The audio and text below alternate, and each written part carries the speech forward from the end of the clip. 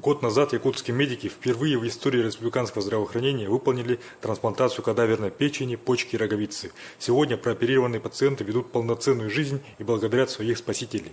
На днях совершен очередной прорыв. Выполнен донорский этап трансплантации кадаверного сердца. Подробнее смотрите репортаж. Трансплантации.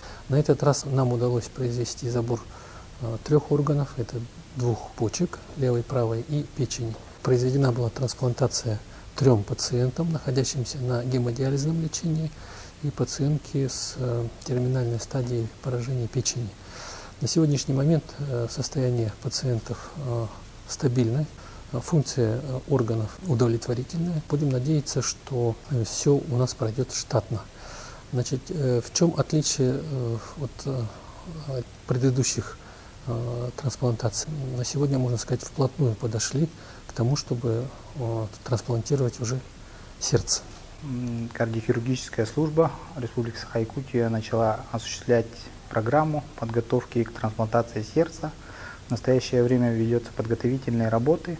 Вот сейчас отделение кардиологии и кардиодиспансер ведут подбор пациентов, которым необходимо в ближайшее время выполнить трансплантацию сердца. Создается республиканский реестр пациентов. Около 10 человек есть, изъявивших желание прооперироваться в Республике Саха-Якутия. Прошел год после первой операции кадаверной трансплантации печени, почек.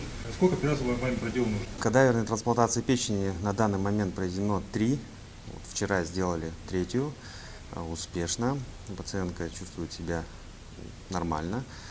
Но впереди еще долгий труд по реабилитации, восстановлению. По печени у нас на следующий год планируется 4 операции. По почкам у нас в следующем году планируется 6 операций выполнить. В этом году мы запланировали 7, выполнили 8.